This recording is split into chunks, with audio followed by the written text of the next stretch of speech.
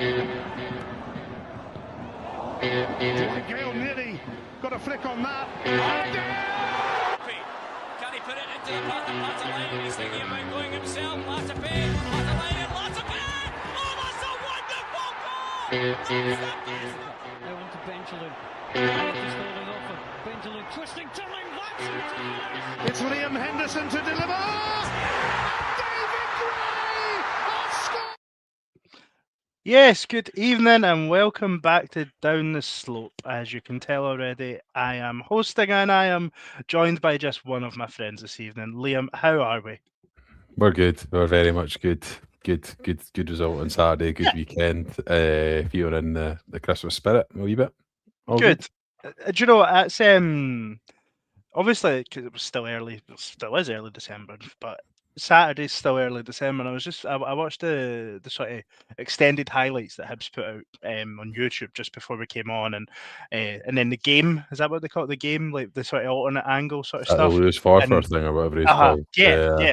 And what it made me, they had Christmas songs playing when the players were warming up, and it got me thinking, like, I'd really enjoy going to Easter Road in the lead up to Christmas, and I'm really gutted that we're now not at home till the derby. Like, I don't know, like there's something like I quite like it. I don't know why in particular, but it's always a lot more enjoyable when Hibs pop the opposition for free and keep a clean sheet. Do you mind those? See, when you're saying Hibs at Christmas, do you mind those quintessential Maloney ball days where we had like 3 home games in a row? Did we not play like Dundee at the weekend, Aberdeen? No, Dundee midweek, Aberdeen midweek. We played someone else at home. Do we know when, like, I don't think he was necessarily manager for all 3. I think Gray coincidentally might have been a caretaker for 3. But I remember like Hibs fans singing "This Year Would Save Me from Tears." I gave it to Sean Maloney and thinking, "Bit soon, lads, bit soon." I think you're definitely. I know we played Aberdeen, and I think it was his first game, and we won. That was the Poacher's kick out on Ramirez as well, wasn't it? And did Poacher score as well? Maybe I want to say for a corner. Sounds about right. And then I think Dundee, David Gray in charge there. That feels. That's itching something in my. Paul McMillan scored an absolutely wild own goal. Like, it was like one of those own goals that was like 30 yards to his own goal or something. Was that then? Yes. Diving header. Yeah. Oh mate, good times. What a callback that is. And do you know what? While we're talking about December football, shall we remind everyone what tonight's the 4-year anniversary of? Around about this time, actually, 4 years ago. Oh, you said this earlier. Jack Ross was about to lead Hibs out for the final time that night at Livingston. That was one of my worst evenings following Hibs, and it might be peak Greg anger. That evening, it was. Tell you what, feels like a lot longer than 4 years. I don't know about you. It's a bit. It does feel longer than 4 years because quite a lot has happened in that time. It does. It's not a good place to have angry away supporters, is it, Livingston? All the stadiums for that to, because when I think about that night, I just think about everything that possibly could go wrong going on. We had 2 players sent off, right? Missed a penalty. Played poorly. Like, the weather was shite from memory as well. I just everything that could go wrong went wrong that night, and bit of a sad end, really, wasn't it? It was, and it absolutely felt like the end as well. You know, that like coming out of it, it was bad. Much happier Livingston Christmas period memories from Aidan in the chat. Like when we popped Livy for 4 on Christmas Eve. I'm going to pick him up on that. I think it was Christmas Eve.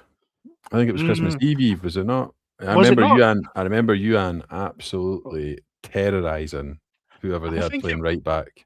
I may be wrong. I think it was Christmas Eve because people were kicking off. But did it get moved then? Maybe. I thought it was Christmas Eve, to be honest. But I just remember the only visual I really have of the game is I'm still sitting in the seat that I'm sitting in now, is Ewan picking up the ball on the wide left and then beating the right back, and then for fun just beating him again, and then I think he maybe like someone came to like come and wipe and clean him out, and then he beat them as well, and then like laid off a pass someone. I don't think we scored a goal for the move, but it was just peak Elian nonsense. So it was Christmas Eve, and it was sorry, 2022. I said Obita scored. I'm thinking of a different Jordan Obita game against Livingston, because Jordan Obita wasn't a Hibs player at this point. Kevin Nisbet, Chris Cadden, and a double from Kyle McGuinness. All 4 goals inside the first 50 minutes. Anyway, tell me Yuan played. Did he play? Or you no? I've not just made lineups. This is a great segue. He did play. Christmas memories. Yeah, he did play. Down the slope. And this surely can't be right though. Apparently, ESPN have Ryan Poacher's played centre midfield. Well, it was Johnson. It was Johnson ball, so he could have been playing midfield. I think it was a 3-5-2 because you had like McGuinness, Campbell, and all that in there. I think, but that would have been interesting. Although it was around about Christmas time that I think Ryan Poacher played in centre midfield.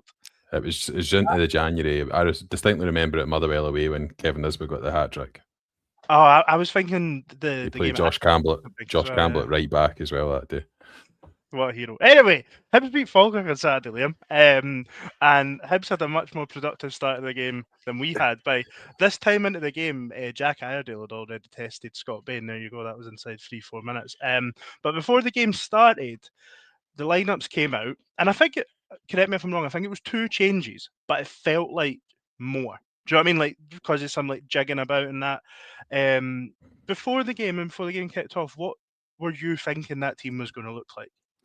4-4-2, Right. I think was my synopsis. I thought it was definitely a change in system, just based on the personnel. I did not have Jamie McGrath playing left wing back on the bingo card. And I think, to be honest, of everyone that I spoke to in the row, that was the consensus of everyone in the row, is that it was going to be a 4-4-2 of some description, whether it was like a diamond or flat 4-4-2, or I think someone maybe even used the words box midfield, which I cringed at a wee bit, but we'll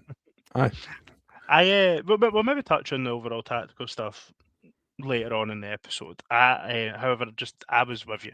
Jamie McGrath playing the left wing back did not enter my thought process at any given minute. And but it certainly worked. And Hibs got off to a flyer, albeit the goal didn't come till later in the half. But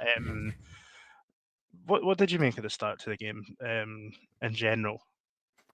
I thought we came absolutely flying out the traps, to be quite honest. It was probably as dominant a first sort of 20-25 minutes as I can really remember, and that we were just flooding bodies forward. When they got the ball, it felt like they couldn't get out. I mean, there was that one move in the first half where I think it maybe made the highlights, where they tried to clear their lines about 5 times, and every time they tried to clear it, literally a Hibs player just nipped in and took the ball or bodied one of them off it and got them out. I mean, the high press was quite something to behold in that first. I was going to say the whole first half, but probably it was most effective for the first sort of 30-35 minutes, I would say. Yeah, I would agree. The game as a whole, probably much more comfortable than maybe it felt for a period of the second half. Albeit Falkirk maybe didn't have many chances as such, it did feel like that momentum was shifting a little bit, or maybe a big bit in the second half. Yeah, I think I was quite. So I knew that they were going to make adjustments because they had to change things in the second half. I was probably for about 20 minutes quite concerned that we just didn't really seem to have an answer to the adjustments that they made. So they brought Adjaman on for Brian Graham. So it's effectively one lower league striker for another. And I don't mean that, by the way, to be unkind, but that's just the levels that these players are at. And they brought Henry Cartwright, who comes from the Cameron Congreve school of make-believe footballers that aren't real. It's not a real name. On for Dylan Tate, who, by the way, was stinking so bad. Like, genuinely. Like, I really, as you well know, I really wanted him to work out at Hibs. I saw something in him. I was kind of looking out for him on Saturday, and I think those who released him from the club were probably quite justified in that decision based on the 45 minutes he turned in on Saturday. Anyway, sorry. You asked the question about that, and I just kind of felt like I was a bit concerned because we didn't really seemed to be able to respond to that. And it was such a flip for what we've seen in the first half. And the second half, I mean, they, without creating loads and loads of chances, were just very dominant. Yeah. I did. We spoke last week about, Hibs sort of story this season so far, performances not equaling the results that we're getting. For the period of the game there, it did feel like another, almost the second chapter of our story of actually we're not going to kill this. Do you know, like I've said it loads on here this season, we're fucking really good at scoring 2 goals, but we need to get better at scoring that third and potentially making it a little bit easier for ourselves. But yeah, it just feels to me that, like, I don't know, do you think it's a psychological thing, or is it is it a player driven thing? Sorry, manager driven thing. The flow, the change in the flow of the game. Do you mean specifically? Yeah. Or do you think it's more the opposition? I think it's just the opposition making adjustments. I mean, I think, despite what I said about a couple of those individuals, they're still a good team, like based on their league position. I'm not going to do the Harry thing of like just trashing every other team in the league. Like, they are obviously a good team, but so if they make adjustments and they find a way, and like John McGlynn's been, like, probably for me should have been manager of the year each of the last 2 seasons. I think he only won it one of the 2 seasons. He's obviously quite a good manager. Like, as much as we would love to, like, take the piss at him for various things. So he's made some changes, and we've just taken a bit of time to adapt, to adjust it. One thing I would say is I still think we defended quite well. So it's not like, it was like a plethora of chances they had. I think Salinger's probably only really made one good save.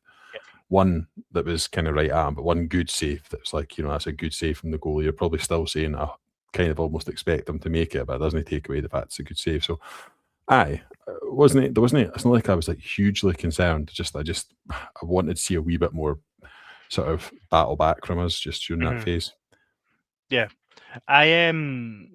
I thought it was a really interesting sort of second half performance from Hibs, really, in general, that it did feel remarkably similar to things that we'd seen previously. And we have had a couple comments come in about individual performances that maybe we can move on to now as well. Josh Mulligan, I don't even spoke about the goals yet, but I think, given the nature of the goals and the overall performance, we can cover them in individual performances. So J Star mentioned there, about Josh Mulligan and just sort of how good he is, and highlighted that Martin Boyle mentioned that he's not too dissimilar from John McGinn. Oh my God, total mind back there. J Star's also just mentioned as well Kieran Bowie. So in terms of individuals, that is probably the 2 that we would want to focus on. Take it away on both of them, or one of them, however you feel.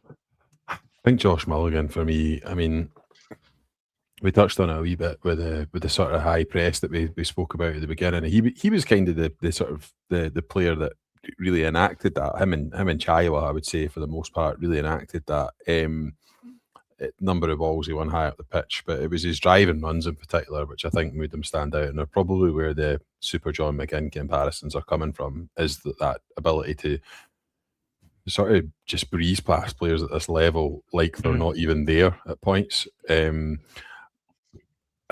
was at least 2 Falkirk players that went into the book directly because of his challenge. 2 or 3, so he got them pedaling backwards, and it's kind of a bit of a cliched thing in football, but players hate folk that are going to run at you, like, and he just does that, and he kind of does it almost irrespective of who he's up against, which I love about him. There's like a sort of quiet confidence there that he's going to be able to take the ball past them, but he's also got that, and we kind of mentioned this earlier on, but he's got that wee shoulder, just the wee sort of lean in that's very subtle. And he got that one where he won the ball on the byline on the far side from us.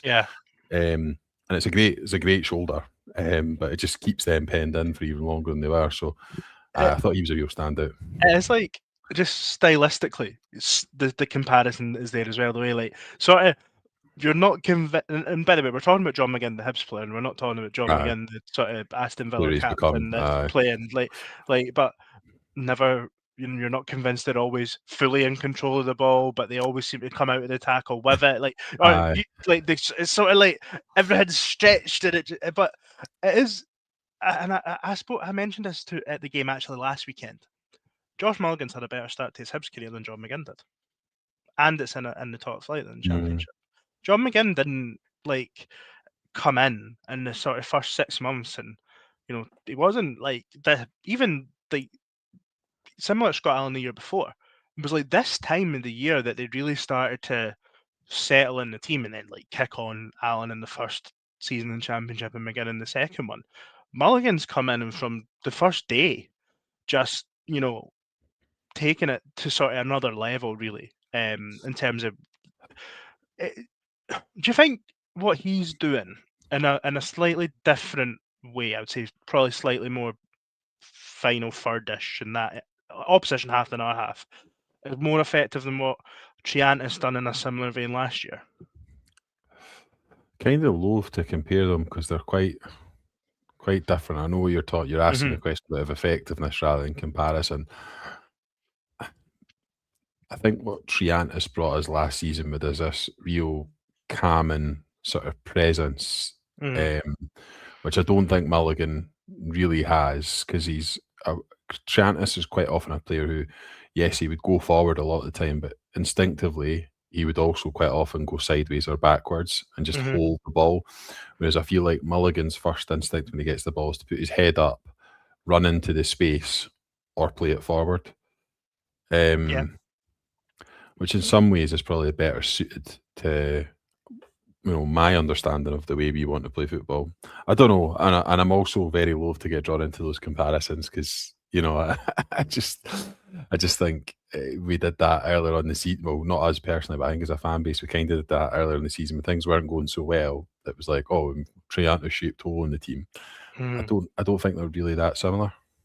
Okay, no, that's interesting. I just thought it was because I do think that Mulligan is maybe it's more when Harry's mentioned maybe about Barlasser at different points, and sort of I do think Mulligan's playing pretty much the same role that that sort of Triantis did last year with the more sitter beside him. Triantis had Levitt, and obviously he's had predominantly Barlasser beside him. But the other individual that we need to focus on, our Scotland international striker, we're going to say it 20 times probably, if not more, between now and the World Cup, on Josh Mulligan as well, potentially. But Kieran Bowie keeps playing the way he did on Saturday and scoring goals like he did on Saturday. He most likely finds his way onto that plane to the States.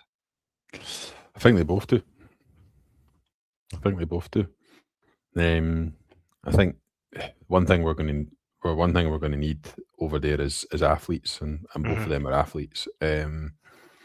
Just seen today though, but maybe a little bit less athletes. FIFA announcing today that there's going to be 3-minute water breaks on the 22-minute mark. I mean, Jesus Christ! I mean, they are just absolutely trying to ruin this sport, aren't they? But taking that aside, I think they'll need athletes. I do think Josh Mulligan's got a really good chance. I know I got a couple of people laughing at that on Saturday, but it's not exactly outlandish. He was in the squad in October. Do you know what I mean? It's, to be honest, I think if they go with a 30-man squad, it's probably between him and Connor Barron, and I don't know. I think we've got more. Lennon Miller. I think we've got more players that do what Barron and I think Lennon Miller's a really good footballer, but I think we've got more players that do what they do as well. Maybe or maybe that's not true because we're talking about McGinn and McTominay's maybe similar profile drive, and I think not to get too focused on Scotland here. I think right now I would say Bowie's I would have it 65-35 to go in, and I would probably have Mulligan at 20-80 to not go in. Oh right, okay. I have Mulligan near a 50-50 to be honest. I just think if the squad, is it a 30-man squad? They've not confirmed it yet, but right, I mean, based on the fact they're putting 3-minute water breaks in half time they're obviously conscious of heat and stuff. I'm just thinking the squad, you're probably talking 21 maybe or 20 of the outfield players is probably already locked. 4 of the spots are going to go to goalkeepers if it's 30. And yeah, Maybe I'm wrong, but I would love to see him there, and I think Can I just say what a waste of a place a fourth goalkeeper is in Scotland? They've only got one good one. By taking four. I could be totally wrong, but I think I read something somewhere that is getting enforced as well. It will be. That It will is, be. yeah. Anyhow, Scotland chat over. We mentioned Jamie McGrath obviously playing on the left wing back role. I thought there was a little tweak in midfield as well, though, with McGrath not being in the 10. I noticed that as well. Barlaser was very much like a lone player, Lone and then screener. Chaiwa and Mulligan were kind of freed up a little bit. Chaiwa was playing really high on the left Yeah. at points, particularly in the first half. Like he was almost like an old-fashioned sort of left attacking midfielder. Like Inside, I was going to say an inside left. I don't know if that's right. Is that right? An inside left? I don't know. Someone over the age of 40 will be able to correct me. Did you say 40? Because like, very good. But I thought it was interesting. Do you think the fact that we didn't have that 10 actually then gets the best out of Mulligan and Chaiwa, because neither of them are pigeonholed maybe a little bit to being like, I need to be here, whereas they've kind of both got the channel on each side, and it's just like, lads, when we've got the ball there, do you know what I mean? Like, you're just bombing up and down each side. Like, I think if you're going to play that way, and horses for courses, right? If you're going to play a high press against a team who want to pass it out from the back, so and who are probably, let's be honest, a slightly inferior team to ourselves. I'm thinking, games like Motherwell, Falkirk. I do believe Dundee try and play it out from the back. Even Livingston, I do think that is a system that could work. The only thing I get a wee bit nervous about is sort of Barlasser's instincts as a 6 then is the sort of sole screen out of the back three, which don't think it was hugely problematic on Saturday, but I think we've seen it various times. He can be bypassed quite easily. What I thought was interesting as well, we've definitely seen more of Jack Iredale in a sort of front foot capacity than when he's had Nicky and he was very good at it. Yeah, very good at it. Yeah. So where do you like? What's your sort of comfort level? I think there is chat that Nicky Cadden might be available on Monday. All right. But maybe I think I could be totally wrong. I thought they said like 10 days to 2 weeks was sort of the vibe that he was after the Celtic game. Obviously, we're actually not going to cover too much of the Rangers game tonight, with it being a whole week away. But is that left-hand side something that you would be, having watched it against Falkirk, that you would feel comfortable with in the way it sort of operated? Because obviously beat us going away to AFCON on Monday or Tuesday next week, and yeah, I would. I mean, ideally not. To be honest, at Ibrox, I know it's not. Yeah. I know it's not maybe the difficult place to go. It was again a couple of seasons ago, but or maybe more than a couple of seasons ago. Let's be honest. I would still rather have a proper left wing back in there with that Sobita or Nicky Cadden. I'm hoping that, given that they've not been called until the actual 15th, that we can still play Obita and Rocky against Rangers. It would seem reasonable. Certainly if it was like, I know Man United basically flew their goalie out. Like, they played a game the day before the goalie played his next game for Cameroon. I know it's slightly different with goalkeepers, but like the clubs do generally for AFCON take the piss a wee bit, I think. Yeah, FIFA have come out and said that the deadline for releasing them is the 15th. But in theory, you can play that night and you're still released before close of business on the 15th. Like, do you know what I mean? Like, it's... I know this might sound stupidly right, but see if it was a Saturday at 3 o'clock and it's the 15th was Saturday at 3 o'clock, I'd be like, well, they'll just play then fly out after. But see, because it's like a night game, I'm like, is there like fucking processing things? You know, like is it a 5 o'clock fax machine? The old fax machine. Say, but on their way. I've not, and I just while we're talking about AFCON, I've not, because Chris has mentioned him as well, saying that he thought Chaiwa was excellent and maybe playing a slightly different role on that sort of left hand side of midfield. Have Zambia announced their squad? I was googling it all over the place before we came on the pod to see if they have. Have I missed something? Because he's been in all their squads. And the AFCON's notoriously weird, where like clubs don't. The international teams do not name their squad until really, really late. There's some like weird quirk with AFCON. Like, I don't know what it is. I think it is just. It's probably a bit of an unfair stereotype. I think it is just like a bit poorly organised, the whole thing. It's a bit amateur, even though it's a whole confederation tournament. I just because obviously Chaiwa will be at this point in time, I'm assuming he's going to get called up if he hasn't already as well, and he would be a miss as well. Ken who else plays for Zambia, by the way? Ken Frankie Masonda that plays for United and used to play for Wraith Rovers. He starts at No centre way. back with him. I was having a wee flick through Bottom a few weeks ago. I was like, Frankie Masonda. Funny. How is that is mental? Like how are Ayr going to be represented at the AFCON? That's There was like a West African team at a World Cup like about 20 years ago. This is like proper recesses of the brain, like sad bastard Wikipedia knowledge. But there was a West African team about 20 odd years ago who called up a player as I think he was a goalie, like second or third choice goalie, who I think played in Scottish League 2 at the time. I want to say it wasn't like a small team either. It was like Ghana or Senegal or someone like that. It was like a big West African country, and they had literally a guy that played like for Clyde or something in their squad. That's fucking mental. I think we could again. I think we might do this for the next 6 months. But you talk about randomness. Was there not some chat that like Scotland have got a goalkeeper playing in the MLS that nobody had ever Chris heard Brady. of? Chris Brady. He's like, meant to be decent. This is like just. Anyway, this is Hibs. This isn't the Breakfast Club for 2 or 3 weeks ago. We already touched maybe on a sort of potential psychological thing being when it's 2-0 and they sort of maybe retreat a little bit. But just to win, get back to winning ways before what is a sort of tricky four games that we've got coming up, 2 games away and then 2 games at home. What sort of like positive impact you would hope that do you think that would have on the squad and a comfortable win, albeit against a promoted side, but a team that they're a top side. They were a top 6 side coming into the game. And I think they'll be there or thereabouts come the split. Falkirk, I do. They're missing a couple of really key players for them at the weekend, and I think that kind of showed. To be honest, I do think that will give us a real boost. I think you're right to point out that the games for the next sort of month and a half are tougher. The fixtures are not easy, so I think points are going to have to be harder to come by, which I think is going to mean that the fans are going to need to be a bit more patient.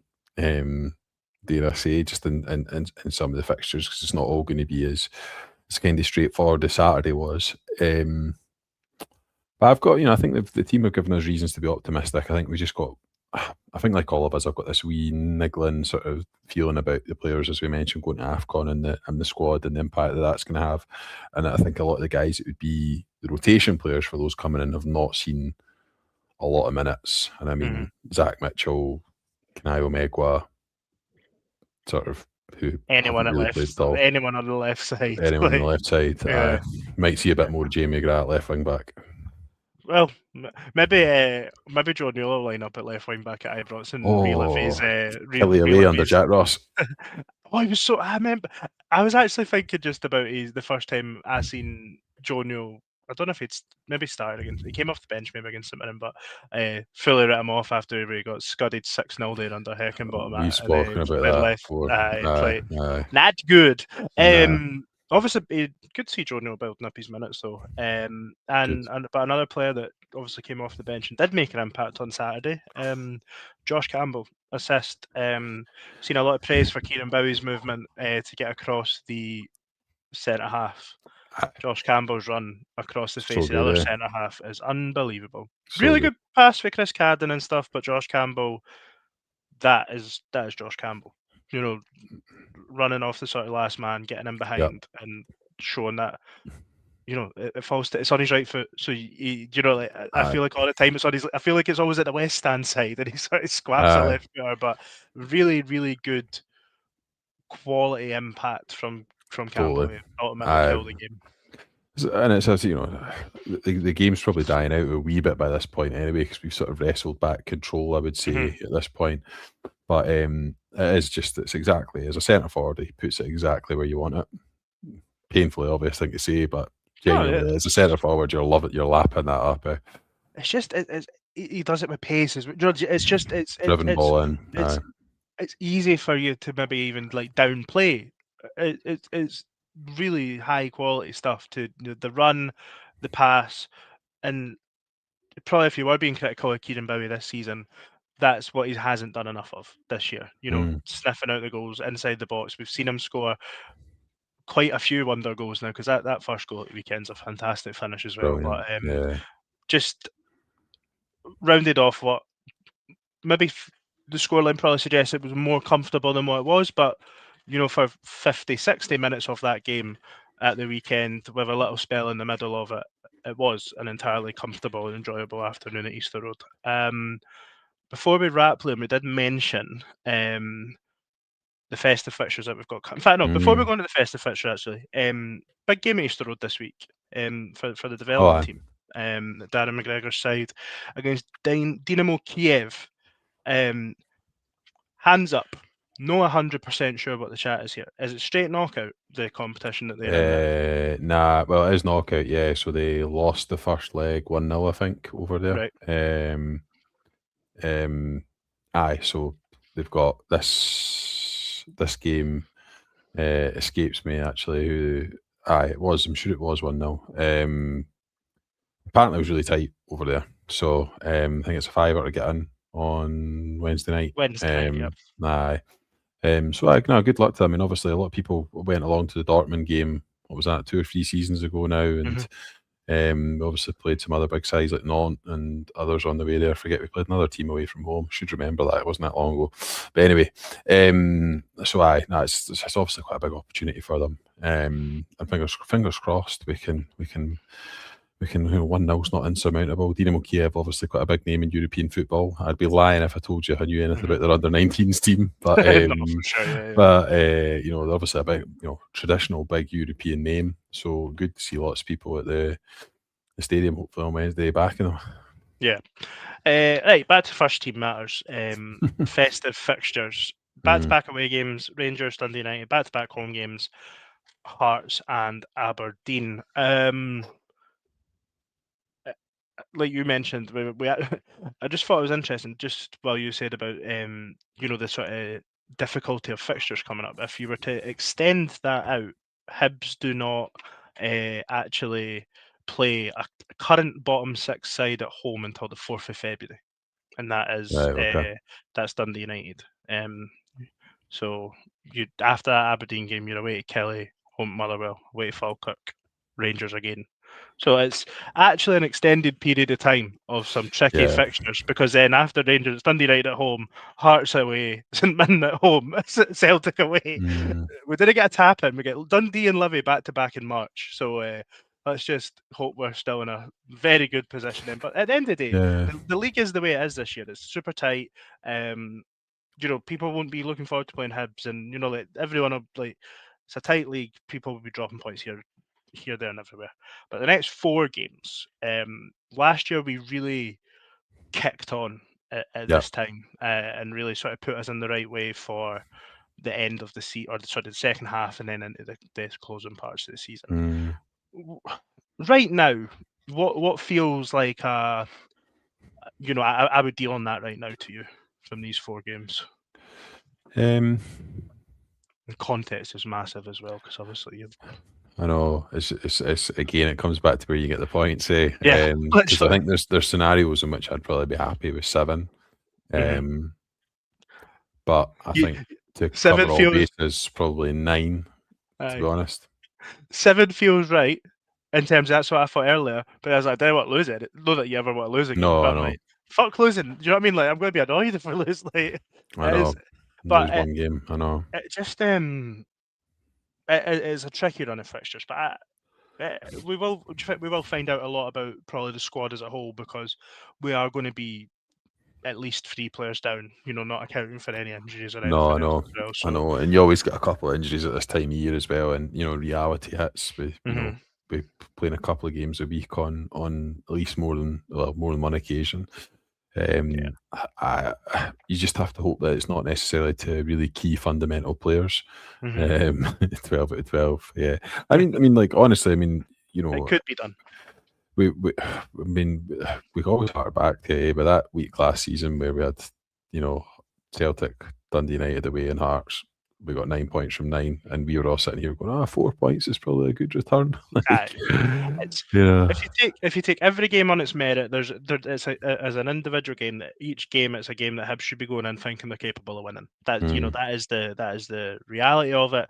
But it does sometimes maybe help to take a more holistic view of a batch of fixtures that maybe almost like keeps you grounded a little bit in it as well. Agree. Aye. Do you know, like, what's obviously interesting this year and has been the case now for a year, there's no sort of January break or anything, where you can sort of draw a line in the sand and be like, right, okay, they will just keep coming. But you can't go to Dubai for 2 weeks and come back worse than when you left. Get a whole new squad and for the attention of Nick Montgomery. Get much better players and then produce poorer results. That's generally the way it's supposed to go, isn't it? Yeah. Liam, we were chatting about this earlier. The one goal we didn't mention was the penalty. We didn't mention the Bowie goal, really, did we? No, we didn't. We said it was nice, but mate, how they were going mental about Kevin Nisbet's finish at the weekend. It's an outside the boot finish that could finish, but for me, in terms of centre forward play, the ball into feet, the touch, and then doing that where there's kind of nothing else really on is absolutely outstanding. To be honest, it's such a good finish. As I sent in my sports scene summary points this morning or yesterday morning into the group chat, I made it very aware that not much in Scottish football annoys me just now as much as when Kevin Nisbet actually scores goals. I think the goals are of equal quality, and there is definitely something about an outside of the boot generally feels better. But I think they're both outstanding goals. Bowie's no backlift, mate, it doesn't look. Brilliant. It doesn't look like he should be able to do that from the position he takes and the way he approaches it. It's a superb goal, and it's just another one to add to Kieran Bowie's catalogue of that is growing of fucking excellent Hibs goals. And by the way, scoring goals against Folk Nofite side, fucking wonderful. That's what we like. That's what we like to see. Central Belt and Tayside. That's his repertoire. So Martin Boyle, we obviously opened the score with a penalty that for some reason Richard Foster was convinced wasn't a penalty on Sports. My God! Somebody get him off the telly. Why is he come back into our consciousness? I thought he'd fucked off. I thought he was working at Motherwell's son. The only thing I can think of is the staff. The only thing I'm thinking is maybe James McFadden was at the Celtic game on Saturday night, and that's why he was in. All the big hitters were working. Mikey's maybe. I mean, how far down the list do you get before you get to Ricky Foster? Serious? I know. Seriously, how many names have you had to cross off the list before you get to him? Seriously, mate, I'd have had McGeady on before him, and McGeady's brutal. I'd have had fucking, I don't know who. I remember Dylan McGeoch done punditry, I think, for an Aberdeen Hibs game or something in COVID or something. I was like, that was so bad. So bad. Nearly as bad as Gary O'Connor. Mate, genuinely, we should do an episode sometime on football players who'd make really bad pundits, ones who've never done it yet but would make really bad pundits. What do you make of just again? You go. I was just going to say, do you know who I've quite liked on? Not that I've heard him much, but I've actually quite enjoyed Joe Newell on co-coms on the odd occasion. He was decent. I'm not. I'll be honest. Didn't love Dylan McGeoch when he done it. Not a Liam Fontaine guy. I loved him as a foot. I really liked him as a good footballer, but commentator. Chris Black. He's not even the most famous person in his house, and he played for two of the biggest clubs in the country. He's quite a guy. Right. So Martin Boyle is obviously retaking penalty duty. So we're gonna maybe finish up on this. And I know you've done a little bit of looking into things. Maybe to. Well, I don't know really what your plans are here. I've tried to not find out too much. I actually forgot we were going to talk. I forgot we were going to talk about this, but I was looking up earlier. So you and I think, are of the same point of view. So we'll just introduce that point of view to listeners. Neither of you or I are particularly convinced by Martin Boyle as a penalty taker. I think that has been a fairly consistent theme. It's certainly how I feel this podcast. Yes. Now, exactly. Mine's it's grounded in feeling, not in statistics. So what I thought I would do this morning was actually just go and test whether or not my feeling was correct. And I went and looked up. So I think we're doing eye test versus stats. So the average apparently globally is 77% of penalties result in a goal directly, right? Okay. In the SPL, that actually jumps up to 79%. So we've obviously got either quite poor goalkeepers or some good penalty takers in this league. I know The which average one over I'm the leaning last 4 or towards. 5 years is 79%. Martin Boyle has scored so this is in caveat that this is obviously in the league, and I know you'd pull Just the some league, different yeah. stats for all comps, but Martin Boyle scored 17 out of 21 in his time at Hibs, which actually puts him above both the game average and league average at 81%. So he's a good penalty taker. Like, no, he's not 17 out of 21. He's 16 over 21, sorry. All right, okay. So disregard what I just said there, ladies and gentlemen. He's 76%, which puts him just below the average, right? If you want to stretch that out to all comps, he's bang on 80%. Is he? Right, okay, bang on 80%. So he's not, like, statistically, he's either a sort of good to average penalty taker, right? Like, he's certainly not a bad penalty taker. I mean, there's two players, by the way, at Hibs who, over their career, not for Hibs, but over their career, are 25% ratio penalties. Aye, I know. 25%. Small sample size, but 25%. Wow. But the other penalty taker at the club's obviously Jamie McGrath. And I know there was a lot of complaints about him going to Butland's left because he'd obviously had a penalty saved there for Aberdeen. But for context, Jamie McGrath has missed 3 penalties in his entire career. 1 for Aberdeen, 1 for Hibs, and 1 was he was at St Mirren. Didn't miss any. Was at Dundee United. Wow. He's a 17 over 20 penalty taker, which puts him at 85%. So actually, statistically speaking, it's very small margins, right? There's not a lot in it, but Jamie McGrath is the best penalty taker at the club. So all I really wanted to do was just test whether or not my eyes were deceiving me, or whether or not actually I could back it up with some statistics. And I admit with penalties, it's a pretty small sample size, and there's other variables involved other than the penalty taker, like, you know, the quality of goalkeeper you faced and so on. So McGrath's missed 3 penalties in career, 2 of them against Jack Butland, who for all his flaws in maybe in the last 18 months is pretty renowned as being a pretty good penalty stopper, which is... And he missed 1 for St Mirren, and I think 14 attempts or something like that. It's interesting, Liam, and do you know what I think? I think Chris made a good point, just specifically on Boyle. People probably aren't as confident because he's got a fairly consistent head down the middle. And maybe the issue is that then when he's missed a couple when he's went to the side. Do you know, like, so off the top of my head, he missed one against Hearts that he went. And I do think when you see, and Harry said it in the chat earlier when we were talking about it, he doesn't think he's a good penalty taker, but he's probably got a good record. And whilst any penalty that goes in is good and any penalty that doesn't go in is bad. Because actually the penalty that got saved against Hearts, I actually think is a really good save from Xander Clark. I went back to look at that today for my own sort of opinion on it. But I think it confirms that as football fans, you remember the bad stuff and don't remember the good stuff. I mean, I can only ever really remember Dylan Venti missing a penalty. I don't remember him scoring one. Who did he miss a penalty against? Hearts.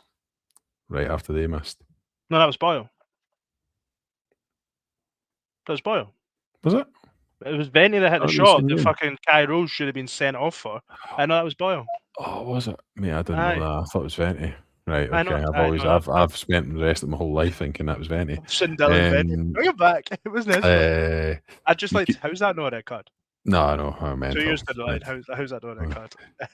Do you want to have a wee punt at who the 1 and 4 penalty takers are that are at the club? Not for Hibs, by the way. So there's 2 overall. There's 2, aye. Are we talking forwards? Or was it one's I can't really give it away. One's not a forward. One's sort of a forward. All right, okay. Take it there was no sort of minimum 4 penalties. Is that? They're both exactly 1 for 4. Right. Okay. Nicky Cadden? Correct.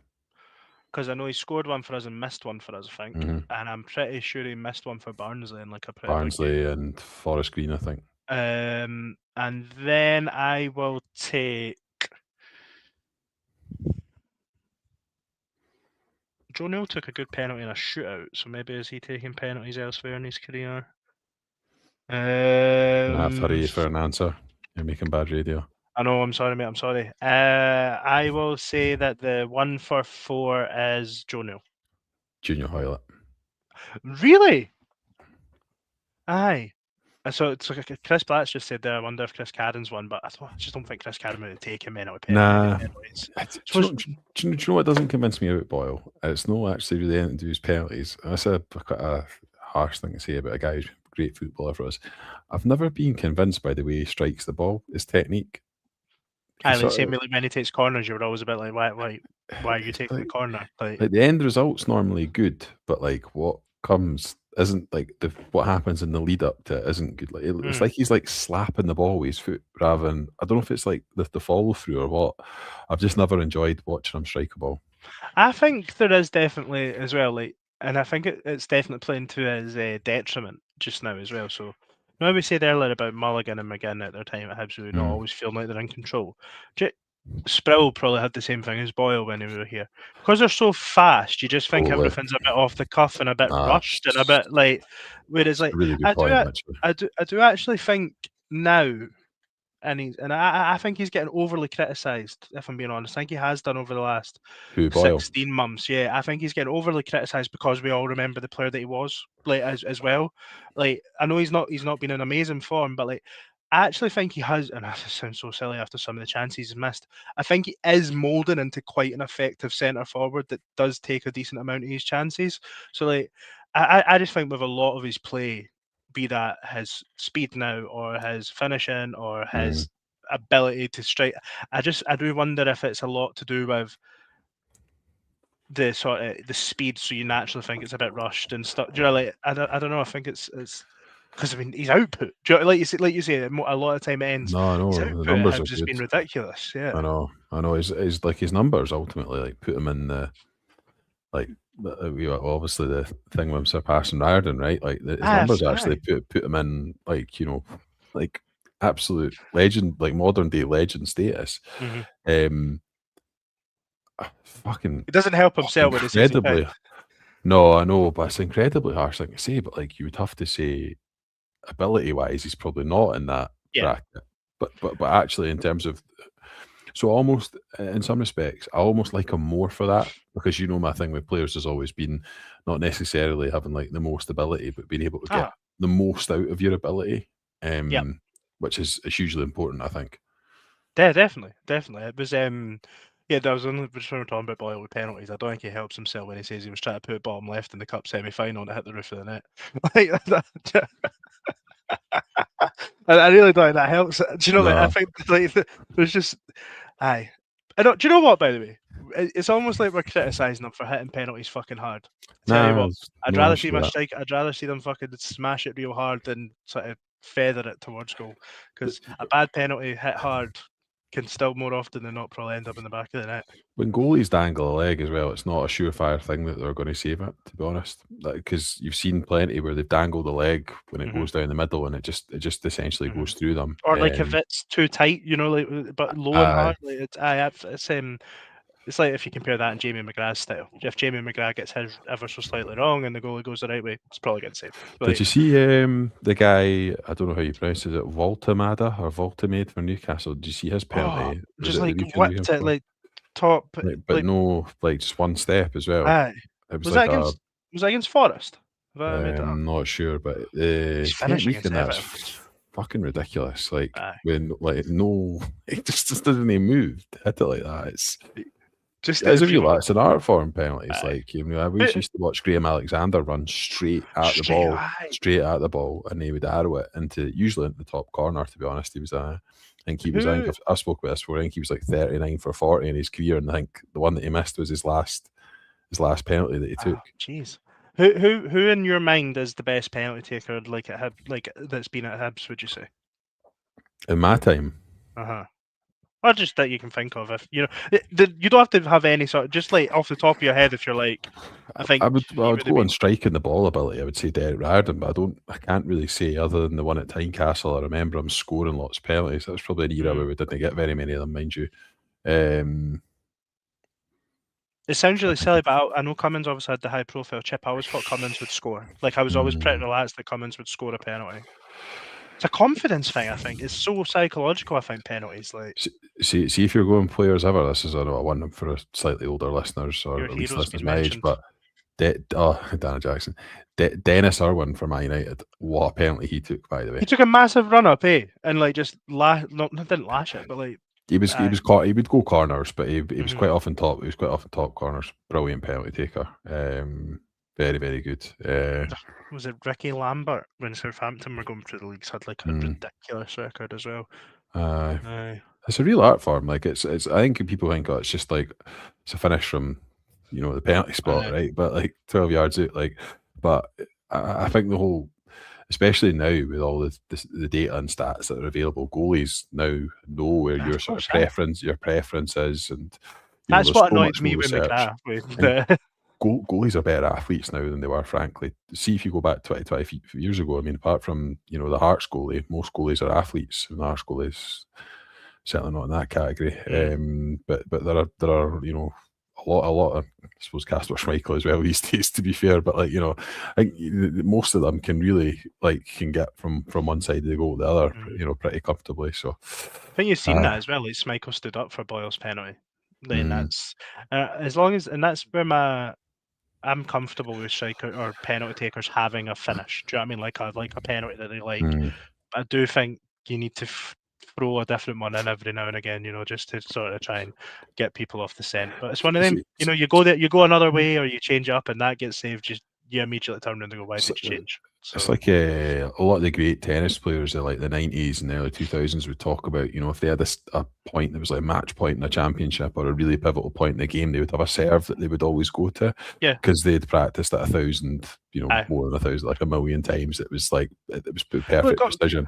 I think penalty takers should have the same right, almost. That's fair. Big moments, you've got something you can fall back on, Yeah, I'm a huge golf head, and like there's golfers that they'll have a stock shot shape that the best golfers in the world, that sometimes even if the hole dictates that they hit a fade instead of a draw, they'll stick to their shot shape because they trust it more. Like I think that's very valid. Anyway, that's a good 50. Do you know what, Liam? Right? Sometimes it's great when 4 of us are on, but see when there's just 2 of us and we all end up just going off in different tangents. That's been 50 minutes of, I think, rather enjoyable. It's been a pleasure listening for everyone. I'm going to stop saying that we're going to put stuff out and then not doing it, but the plan as we speak on Monday night is to have another episode out before the Rangers game, to look ahead to the Rangers game on Monday evening. Just want to say £37 for an away ticket is a fucking disgrace. I don't want to go like, especially at Christmas time and that, but a Monday, I think so, a Monday night. Actually, I don't know if it is because it just got moved because of the cup final. But either way, 37 quid for a ticket to go and watch Hibs play Ibrox is an absolute disgrace, and I think we'll end that there. Thank you very much for joining me, Liam. Thank you everyone for watching in the live chat and coming along with us tonight. Cheers. Hibs.